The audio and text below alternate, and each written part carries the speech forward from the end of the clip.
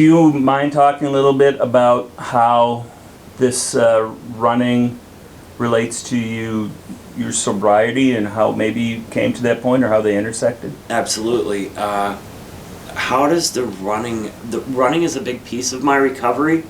It's not something I depend on for my recovery. When I say recovery, I mean recovery from alcohol and drug abuse, or addiction rather. Running can't be the answer to my recovery because I'm gonna get injured. When you find the body's limits is where the misery piece is. And usually quite often that can be weather related, because I mean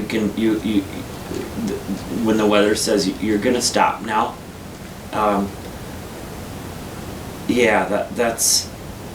mean I can think of races where I say miles 30 through 70 were really painful, but you just keep pushing through them and moving through them.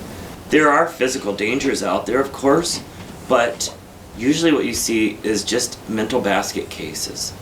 And again, maybe that comes from sleep deprivation, from just the wanting to stop but keep working through it, that kind of thing. But usually it's I know some people who break their arms and keep running, or sprain their wrists and keep running, that kind of thing, get it looked at afterwards. But usually what stops people, it's all up here. It's their heads, it seems. You just see mental basket cases.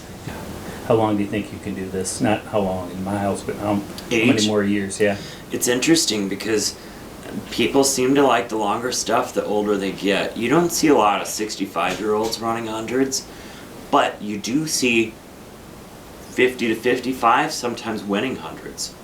So, and if you're talking about age, let's talk about gender too.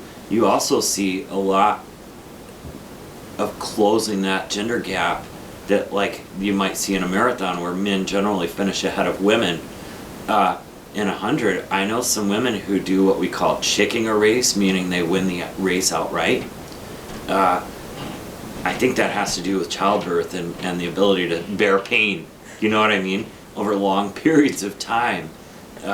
Women tend to do better the longer they go, and as far as being compared to men. When you're finished, immediately after a finish, you feel like you're in a bubble. Probably has to do with the sleep deprivation piece. It feels weird talking to people and so on, It's kind of like when you've been tripping acid, you're coming down or something like that. It's like you're not sure really if that other person is going to melt.